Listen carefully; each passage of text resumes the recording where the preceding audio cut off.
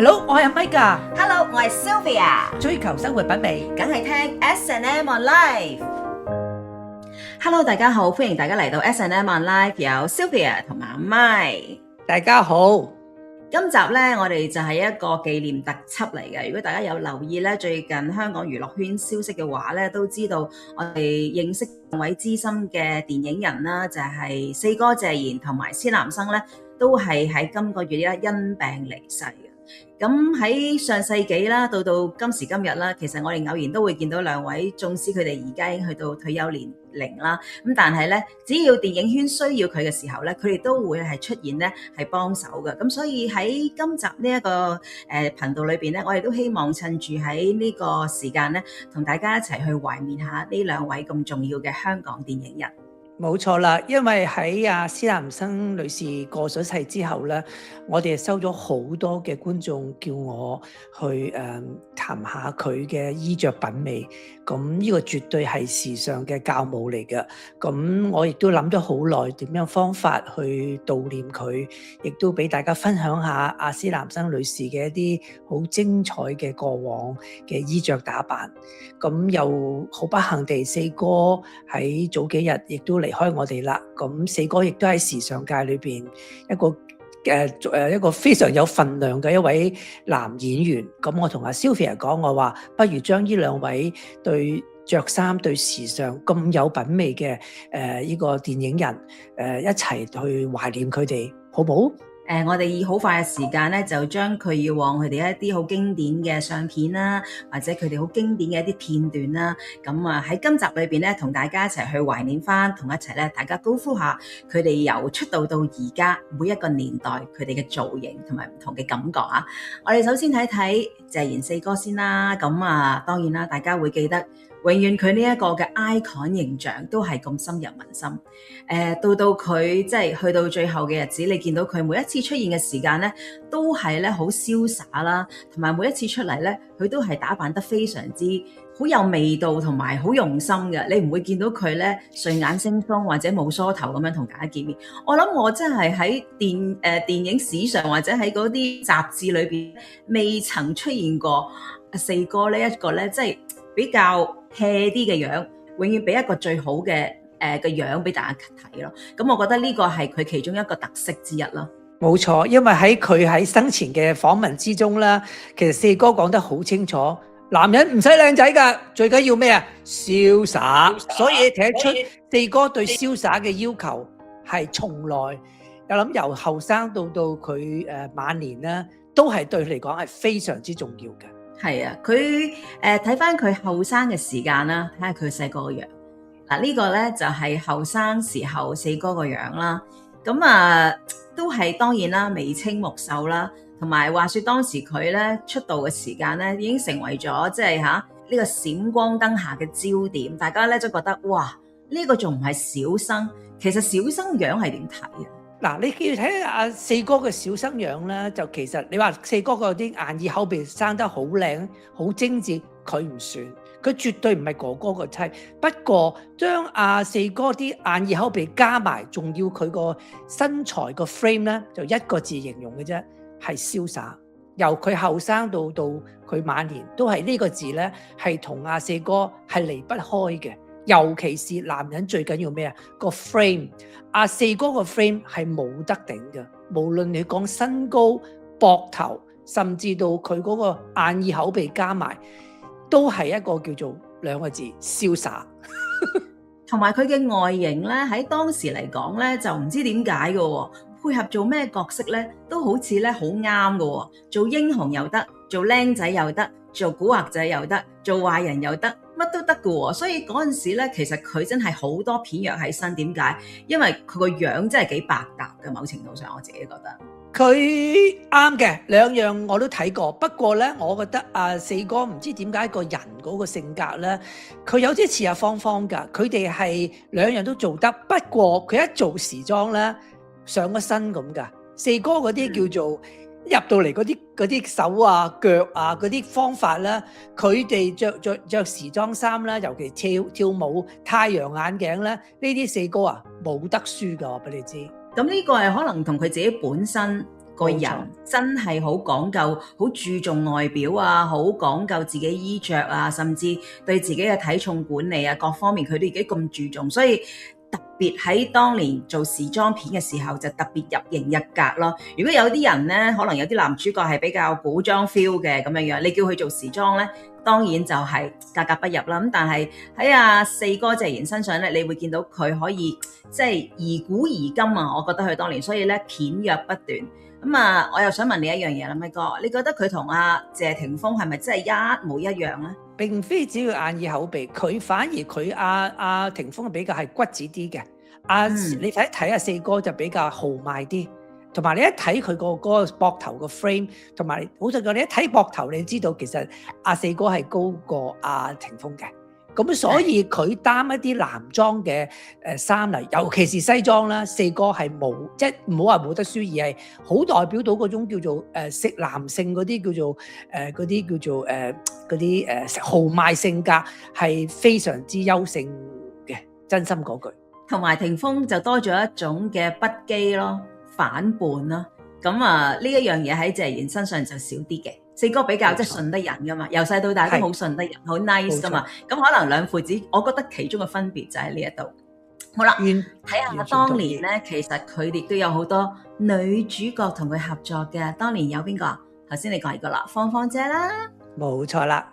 仲有右手邊嘅阿嘉玲姐啦，嗱你一見到阿四哥一着呢啲咁嘅西裝啦，即係我自己真心冇講句，即係。而家都唔係咁多男嘅藝人 carry 到阿四哥個 look。四哥除咗個膊頭褲之外，四哥個樣啊，成個人佢嗰個眼耳口鼻加埋所有嘢啦，係好襯呢啲咁嘅俗稱或者係西裝 look 㗎，真係型。我都話唔係話為咗讚而讚，所以我相信喺60年代啦，你都好難揾到第二個即係小生有呢一類型嘅 look 嘅。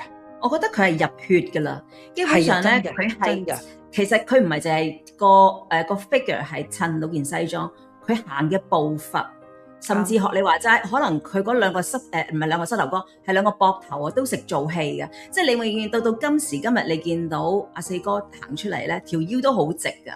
呢個直咧唔係突然間嘅，我諗佢係細個開始已經，喂，我着起套衫，我條腰就要直。個膊頭就要點樣擺，行出嚟四哥嗰個步伐係點行，先至可以突顯到嗰件西裝嘅魅力。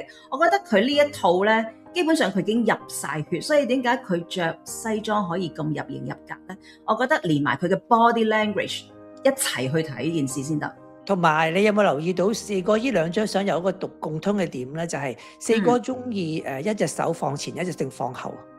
呢一種嘅叫做pose 咧，係零舍反映到嗰個男士嗰個着西裝嗰種叫做形態係靚嘅。四哥喺嗰個左手邊，雖然黑白相，你見到嗰個西裝嗰個袖咁突出嚟，其實嗰種 smart 嘅程度咧，絕對唔會差得過 Cary Grant 咯。係嗱，仲有去到咧呢個嘅電視嘅年代咧，佢嘅女拍檔仲有繆騫人啦，咁你會見到咧。就阿四哥咧開始個形象咧，亦都係變咗啦。其中一個咧，你會見到就係呢個造型啦。當年咧做好多時裝嘅電視劇嘅時候咧，阿四哥都做好多大亨噶嘛。大亨咧個髮型就係咁嘅，個眼鏡就係四方，同埋最緊要係咩啊？手上嗰支雪茄，呢幾句道具咧，我覺得。都嗰陣時離不開四哥啦，我覺得每一個造型都會係咁嘅，你覺唔覺得？亦都引起咗咧，你會唔會覺得嗰個年代嗰啲電視劇咧，做啲有錢佬啊、大亨嗰啲咧，個個都係咁樣樣，差唔多嘅。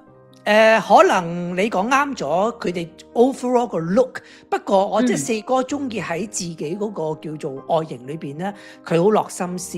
嗱，例如佢依家佢選用呢副眼鏡，我哋叫雙兩，即係有兩條 bridge 嘅眼鏡啦，去襯托咗自己嘅性格，咁佢就唔會俾一個即係淨係一個有錢佬，佢想做一個有型嘅，佢話真係瀟灑嘅呢個有錢佬，呢個就係四哥對自己嗰個外形嘅要求，就同其他嘅叫做小生咧係有少少唔同嘅，你要留意到。我記得呢一個眼鏡嗰個年代好興㗎，而家反而少啲啦。嗰個年代真係咧，哇！即係個個扮有錢佬咧都要戴副咁嘅眼鏡先至似模似樣嘅。咁所以咧嗰陣時呢一個都係咧成為咗嗰陣時一個嘅 icon 啦，即係阿四哥嘅造型啊嚇。咁當然去到結婚嘅時候啦，你見到佢呢個造型都 keep 住喎。不過學你話齋個眼鏡開始轉變啦。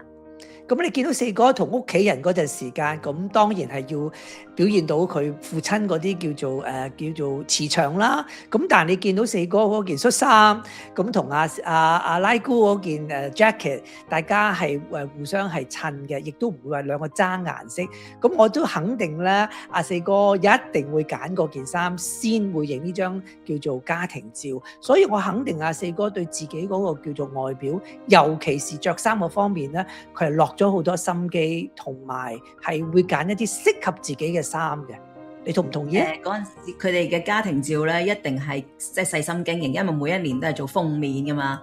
嗱，呢一個咧，亦都係當年同拉姑啦，每一次出雙入對嘅時候咧，你見到佢哋雖然咧佢哋唔係嗰隻周啟邦夫人，大家着個情侶裝啊嚇，但係你會見到佢哋兩個都會細心打扮，同埋大家會互相咧去襯翻對方啲衫嘅。你睇下四哥着西裝，着皮褸一樣係咁有型㗎。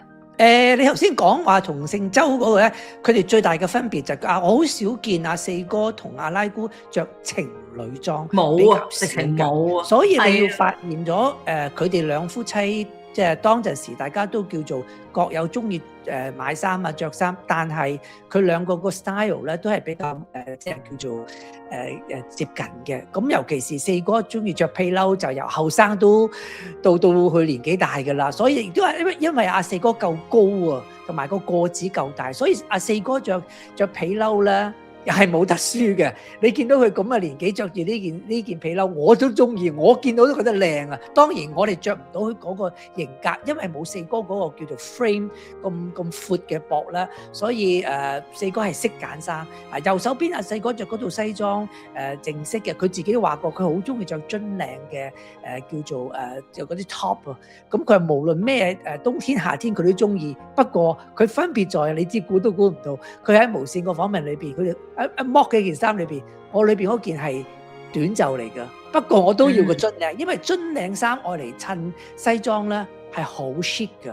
而阿四哥係知道呢樣嘢，為咗 chic，為咗型，所以熱啲，四哥都話冇問題㗎。喂，陣間有一張可以再講多少少。嗱，呢個咧亦都係四哥咧好中意嘅一個打扮嚟嘅，即係比較啲 rock and roll 風嘅。你見到佢咧，其實另一個牌子就係 Chrome Heart，亦都係佢嘅摯愛嚟嘅。佢好多衫都係啦，甚至用嘅首飾啊、手鏈啊、頸鏈啊、戒指啊，你見到佢咧，永遠都係咧襯到咧型一型先行出嚟。呢個某程度上都係佢嘅一個 icon， 同埋應該係最早期着 Chrome Heart 嘅一個藝人啦，我會覺得係。我唔知道係咪第一個，不過亦都喺訪問之中講係第一個話，有陣時佢哋都話啦，有時嗰啲 Chrome Heart 唔係佢嘅，係阿仔嘅，係阿霆鋒嘅，佢哋父子一齊，佢攞咗仔啲鏈啊、鞋啊、衫啊、褲，咁你都已經知道其實阿四哥嗰個時尚感啦，同埋中意着衫嘅程度，其實佢已經係 catch 得好快。對阿四哥嚟講 ，Chrome Heart 啦，冇問題，我照嚟。咁你見到阿四哥喺左手邊嗰件衫，嗰件圓網衫，係好欣賞佢，唔係着件衫，而係你見到四哥個手臂，佢係有練嘅。咁呢樣嘢，我發覺頭先阿 Sylvia 話，佢對自己嘅身材嘅管理要求，阿四哥係絕對冇放鬆過嘅。四哥有句金句嘅，佢係最緊要我係着得起，我着得起。即係佢着到件衫 carry 到件衫，我哋成日講話齋係人着衫，唔係衫着人。佢就係要話俾大家聽，就係咁樣。無論阿仔啲衫我着到嘅，我都會着。好啦，嗱呢件啊，我就係想講，你見到佢樽領，但係咧雞翼就恤衫。咁點解大熱天時阿四哥都會着樽領咧？嗱，除咗頭先講話即係可能型仔啲之外，原來咧對於一個年紀大嘅老人家嚟講咧，着樽領都好緊要嘅。阿咪哥，你未到，因為着樽領係好靚嘅，個人特別 smart 嘅。仲有一樣嘢，大家知道就係護住啲頸紋啊！呢個當然嘅事啦，不過係無可否認咧，係都幾百搭嘅。咁所以四哥咪中意着樽領咯。同埋老人家始終驚攝親啊！咁如果護住條頸咧，亦都係一個保暖嘅方法。咁所以咧，其實你見到佢夏天又着樽領，冬天又着樽領，其實咧仲有另一個 function。咁呢個咧，我相信四哥最為了解㗎啦。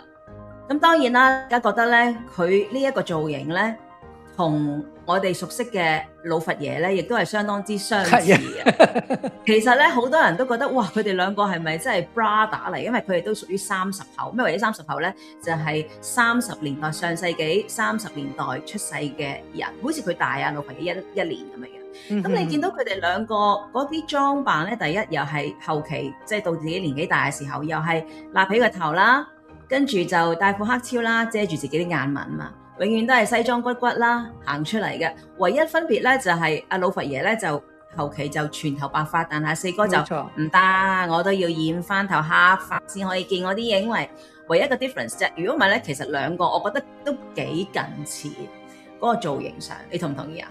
完全，因為點解咧？兩個都係對自己有要求，所以佢哋着嗰啲衫啦，你會發覺，尤其四哥啦，嗰啲叫緊身衫，其實唔少㗎。咁即係話佢嘅身材要後翻上下，先俗稱話真係着到呢個緊身衫。你 imagine 你有個大嘅啤酒肚，你點着啊？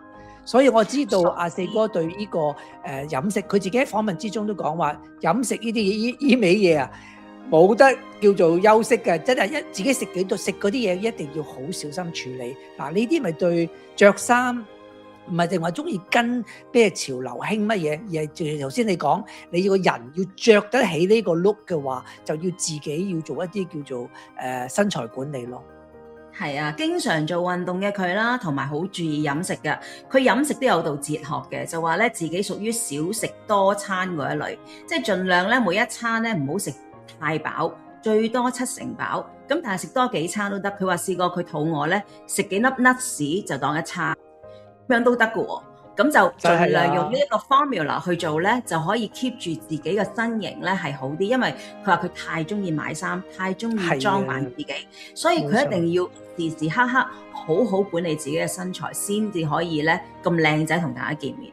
咁啊，到後相信嗱，呢個係佢80年代啊，咪80歲後噶啦。呢個係佢當年咧就係拍咗一部電影啦，大家記得咧就係呢一個殺出個黃昏，就係2002年嘅電影。咁嗰陣時佢都80有多噶啦。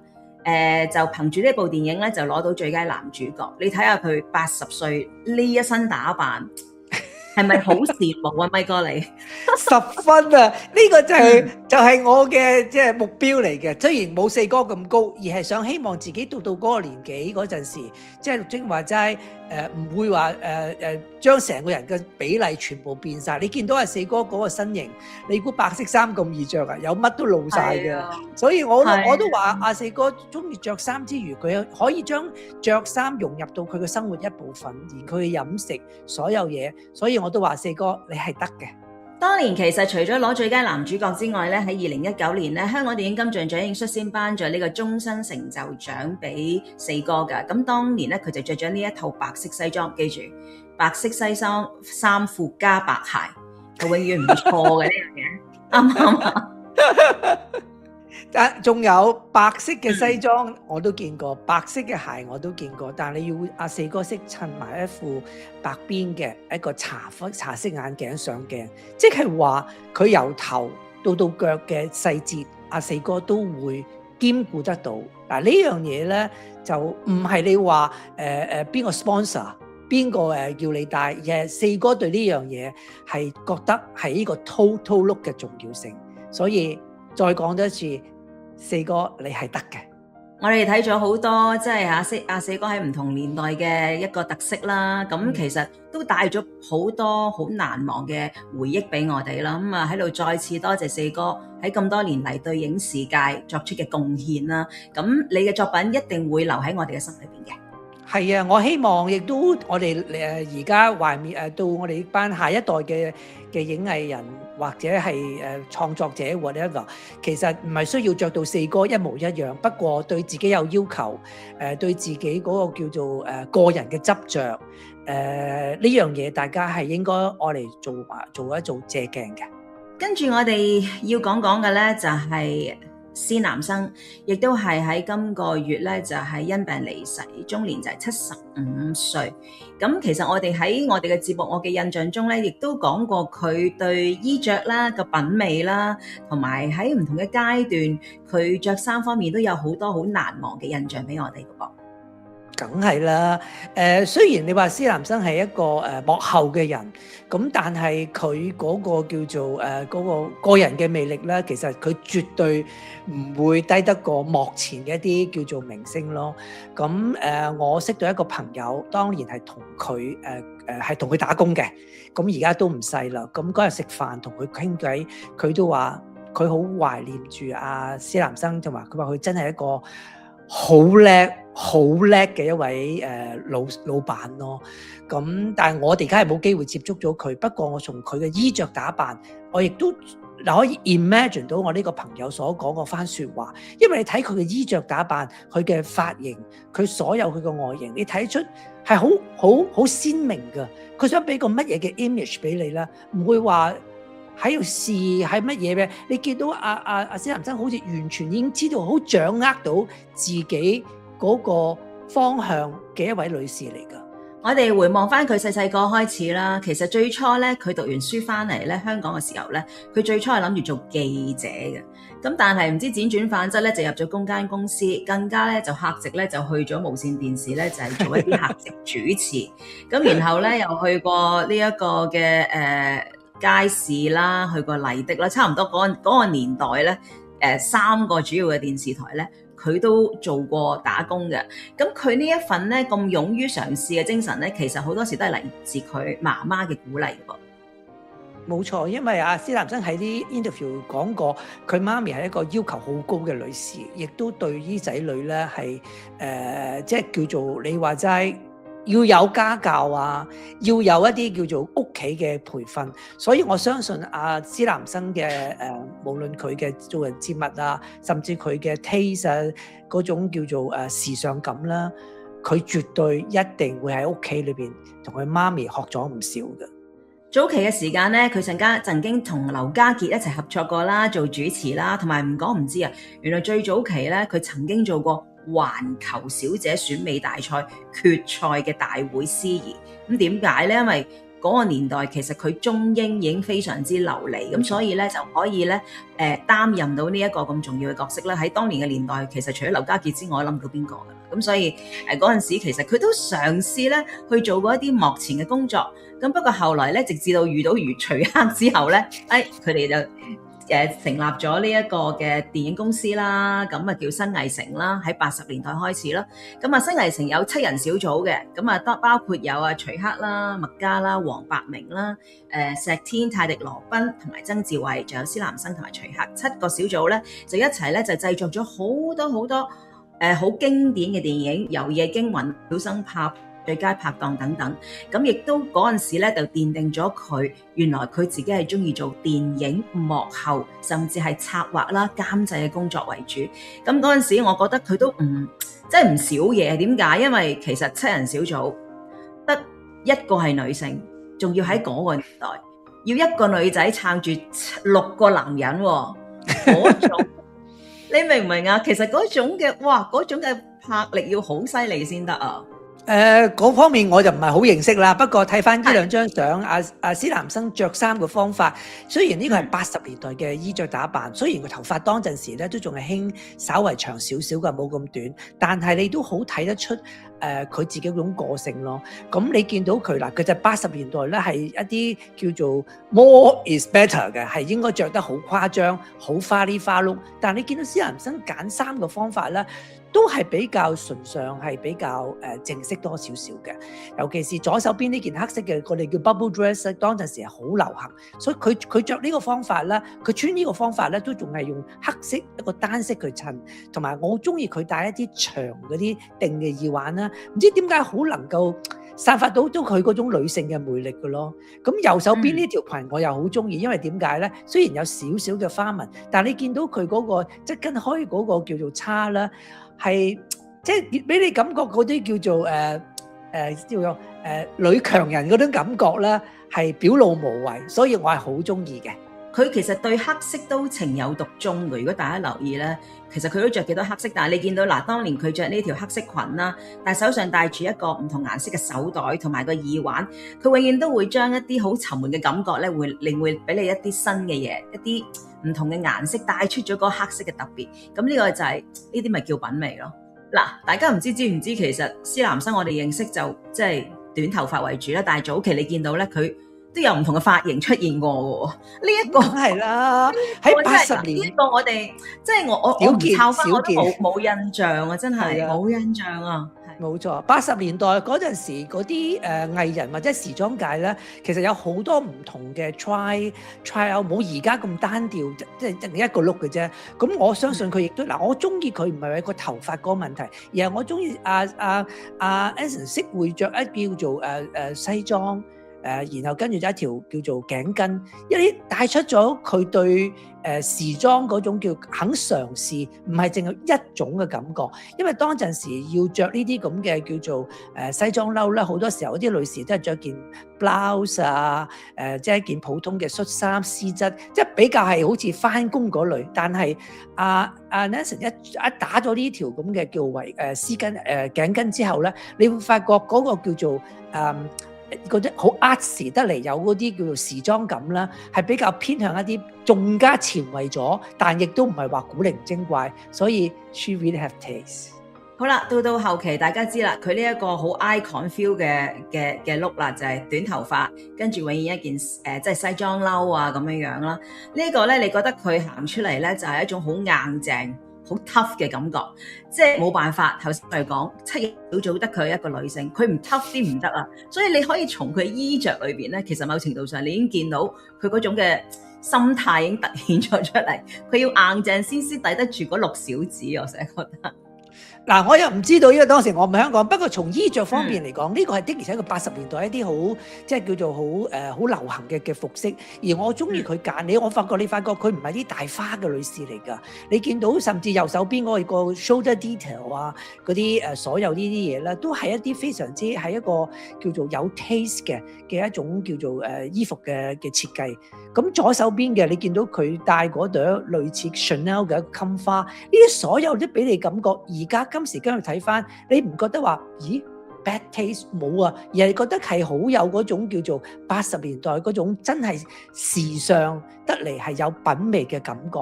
呢兩套衫係我揀出嚟，我2套我都好中意，因為你 feel 到係好適合阿 Nelson 個性格同埋佢嘅職業，所以我話 she really had taste。嗱，呢個都係啦，短頭髮嘅形象啦，即係曾經咧都即係有啲訪問咧都問過佢嘅，你自己咁中意着衫，咁你有冇特別邊啲品牌你中意啊咁樣樣？咁嗰陣時90年代，頭先講過幾個品牌嘅，譬如90年代嘅 Dior 啦嚇，係90年代嘅 DVN 啦，或者係90年代嘅 Prada 等等啦。咁但係佢記住，佢就話佢永遠都唔會追嗰個時尚，佢都要睇翻究竟件衫係咪啱自己。咁所以佢自己就會係自己去穿搭搭啊，去配搭啊咁啦。咁同埋你會見到佢都好中意戴一啲 jewelry 嘅，咪哥你見到佢嗰啲佢咁短頭髮，其實戴耳環係相當之適合嘅。咁所以你見到佢每一個場合咧，佢喺即係襯衫之餘咧，襯啲乜嘢珠寶去配搭咧，佢自己都有一啲研究嘅喎。點止研究？你見到佢戴嘅耳環上面，你嗰陣年代好多人中意戴啲 CC 啊，又 AA 啊，又 BB 啊。嗱，你喺 Nelson 個耳仔上面，你唔會覺到呢樣嘢咯。嗱，我好中意佢選擇嘅。你見到佢嗰對鑽石耳環喺左手邊咧，佢唔係一個 stud，佢係釘嘅，所以係佢喐起嚟咧，就嗰對耳環係識喐嘅。同埋佢又配一條咁黑色一條黑色咁嗰套衫，所有呢啲個配搭咧。你只有講一句，一個好有品味嘅女士咁樣出到嚟，係好有即係嗰種自我。我第一樣嘢望嘅唔係嗰件衫咩牌子，而係哇 Nelson 襯得好靚喎。佢喺右手邊嗰對耳環，我又中意到不得了。即係佢係有睇得到出嚟誇張嘅，但係 you know what 唔係話俾你聽咩牌子啊，而係你會第一樣嘢，哇 Nelson 揀得好靚喎對耳環，然後跟住一條好幼嘅細細嘅鏈喺中間穿插喺條頸裏邊，哇 perfect match， 真係。因為曾經佢佢曾經喺訪問裏邊都講過，其實無論係時裝或者係珠寶都好啦，佢唔會當係一個潮流，佢會當係一件藝術品去睇嘅。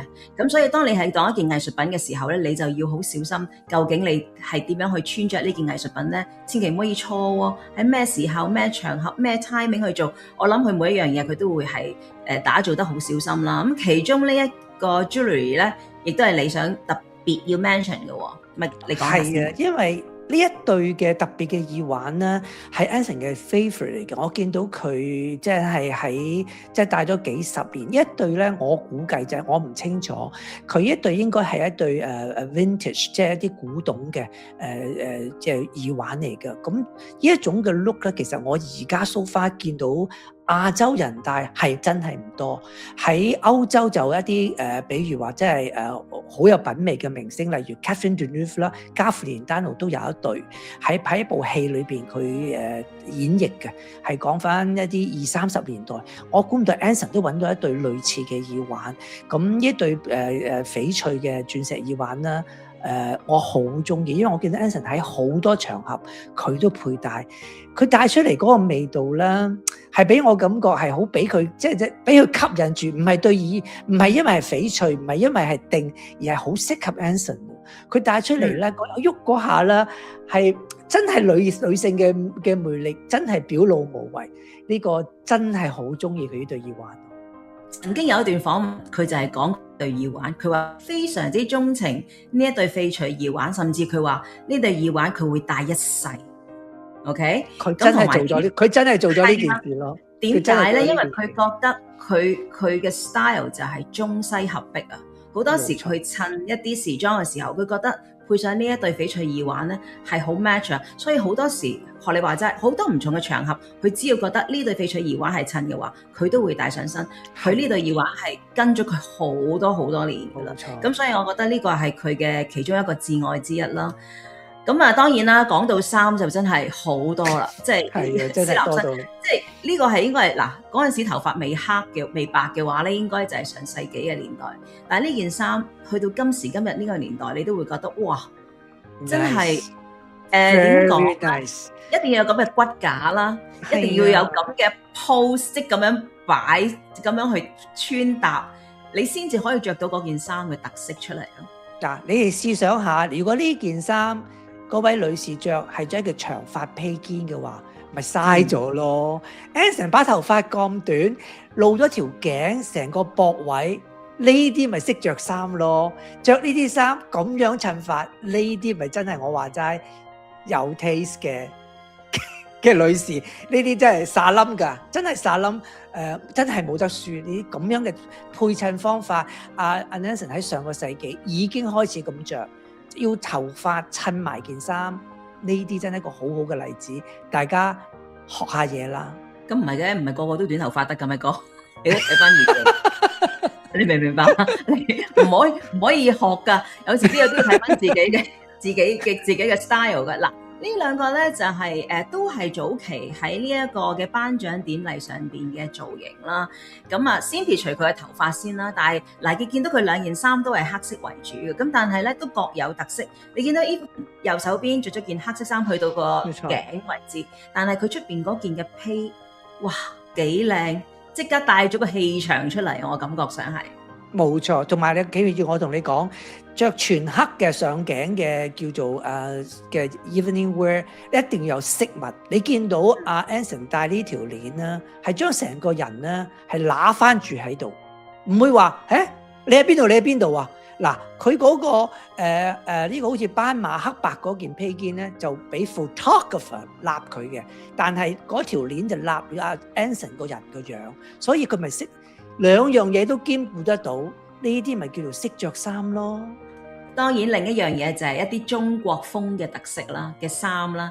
咁通常頭先我哋所講啦，就係哇點解啲人着中國式嘅衫一定要係紮髻啊，或者係點樣樣好個頭一定好女性化。咁但係我覺得 Anson 某程度上都打破咗呢個傳統，佢永遠用一個好型嘅短髮咧去襯佢呢啲咁中國風嘅衫，但唔知點解出奇地咧又覺得好型格㗎噃。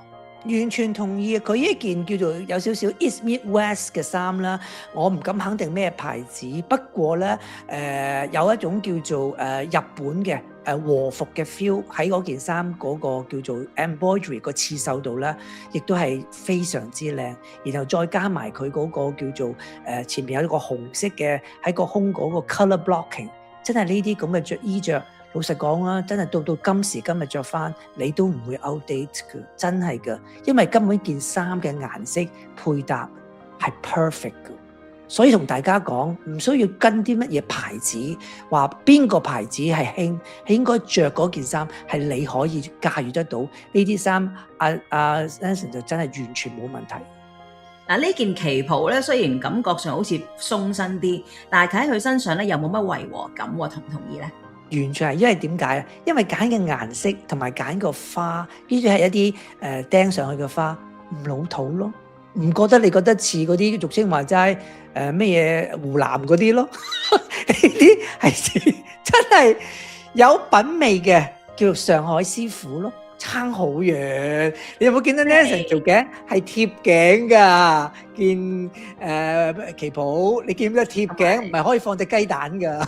唔好大花咯，記住佢真係細花嚟㗎。幾骨子啊！你呢啲可以用骨子優雅嚟形容 Nancy 呢套叫做旗袍，所以我咪話大家記住，着旗袍唔係一定要大花，唔係一定要有龍，唔係一定要有鳳，顏色選配淡雅，亦都係好靚㗎。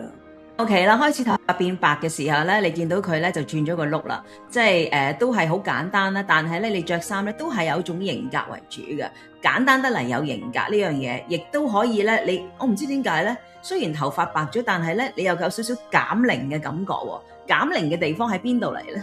因為你記住咧，Anson 好叻，佢頭髮雖然開始有少少即係叫做唔同嘅，叫做啲顏色。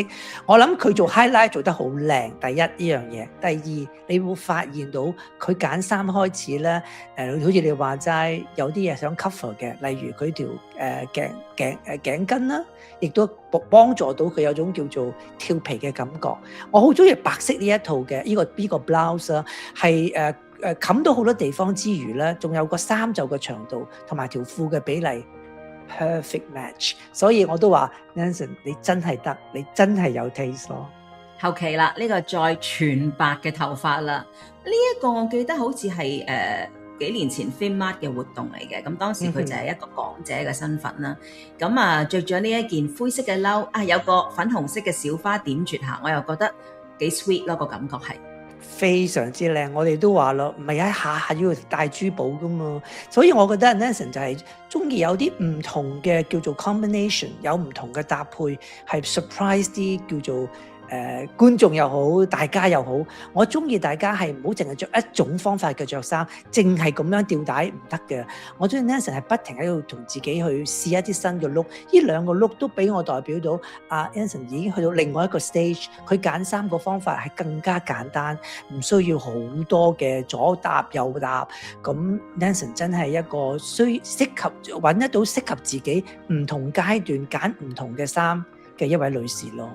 咁大家記得啦，就舊年就攞咗呢個終身成就獎啦，同徐克一齊咧就係接受咗香港電影金像獎，攞咗呢個嘅終身成就獎，就係表揚佢對香港電影嘅貢獻啦。咁其實某程度上，我會覺得咧，從頭先我哋睇到 Nancy 佢揀衫啦，對時尚嘅觸覺啦，佢自己嘅品味啦，甚至佢眼光嘅獨到啦，即係唔係淨係 apply 喺佢時裝上邊，其實某程度上佢對電影嘅要求都係一樣，有佢自己嘅一套嘅眼光，一套嘅嘢，所以令到喺上世紀80年代香港可以造就咗咁多好嘅電影。同埋有一樣嘢咧，我覺得 Nancy 即係你講得好啱。Nancy 即係一個叫做中西合璧嘅人，因為我知道咧因為同佢打工嗰位我嘅朋友，佢都話 Nancy 真係好食得開，真係。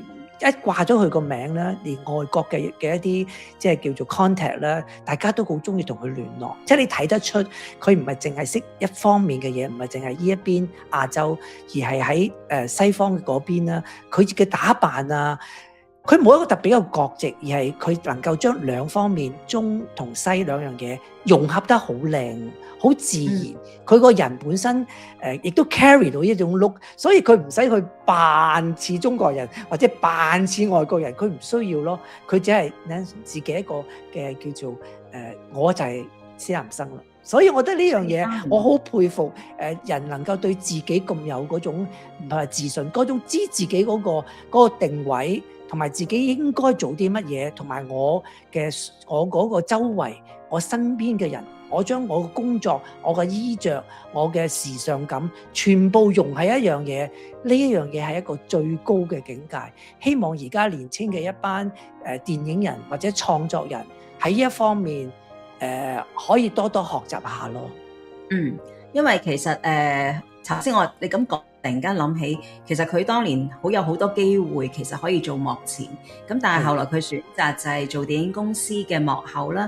咁正如頭先講，因為佢中英又得，佢有 presentable，佢就係做呢一個中間人，將我哋香港嘅電影帶去喺上世紀好多唔同地方嘅電影節，識外地嘅電影人去尋求一啲合作嘅機會。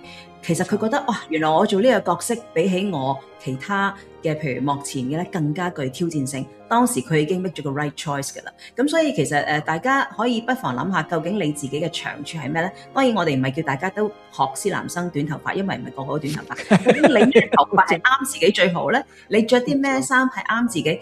嘗試下揾下自己嘅優點喺邊度先，然後先至將你嘅優點盡量去發揮最大。咁其實咧，你都可以做你自己一個好好嘅嘅 lifestyle， 你人生嘅。呢個係我今日我哋回顧嚇，係我今日回顧呢兩位我哋嘅叫做前輩咁講啦。我好欣賞佢哋兩個係活到老學到老，兩個喺唔同嘅自己嘅年紀。或者係自己嘅職業，佢哋不停咁樣轉變，呢樣嘢我係真係好覺得應該我哋學習因為唔係淨係話俾自己聽，我係幾多歲，淨可以做幾多歲嘅嘢。你睇到 Nanson 同埋阿四哥係不停去試嘢，去為做同自己一啲叫做中意嘅嘢。佢哋係冇停過㗎。阿四哥一樣唔中意着衫，一樣戴副黑太陽眼鏡，好似阿老佛爺。阿 Nanson 一樣係會點樣啊？戴翻佢最中意嗰對翡翠耳環，因為佢知自己呢個就係即係我嘅長處。大家多多去發掘自己嘅叫做優點，然後跟住隨住時間，我哋要不停喺度進步。我哋都不停進步嘅。咁今集咧，我哋講長咗少少，因為兩位電影人實在佢哋嘅貢獻好多，好多嘢值得我哋講。但係我哋要講到呢度啦。咁如果大家有一啲係我哋頭先講漏咗，或者值得同我哋一齊去懷念嘅話咧，歡迎你喺我哋嘅留言區啦留言啦，甚至可以俾一啲佢哋當年好靚仔靚女嘅相俾我哋一齊分享下都得嘅。咁如果大家中意呢個節目咧，更加希望大家俾個 like 我哋啦。仲要分享呢兩位咁有即係叫做殿堂級嘅時尚達人嘅一啲叫做照片，希望你哋中意，希望大家對呢兩位前輩嘅愛護叫做永遠都唔會忘記佢哋啦。OK， 多謝大家同我哋一齊利用今日呢個少少時間一齊去懷念呢兩位咁重要嘅電影人，四哥謝賢同埋施南生。多謝大家，我哋下次再見，拜拜。多謝大家收睇今集嘅節目。如果你中意今集嘅節目嘅話，可以喺影片嘅下方撳一撳嗰個 Special Thanks 嘅掣，咁可以支持我哋啊。又或者可以透過以下方式繼續支持我哋，包括有 PayMe 啦，有 PayPal 同埋有轉數快。我哋會繼續努力做更多好嘅節目，答謝大家。下次見。大家亦可以重溫我哋 S&M On Live 多個精彩嘅節目，同埋介紹多啲朋友睇下我哋嘅節目，仲有我哋嘅 channel。多謝你哋啊！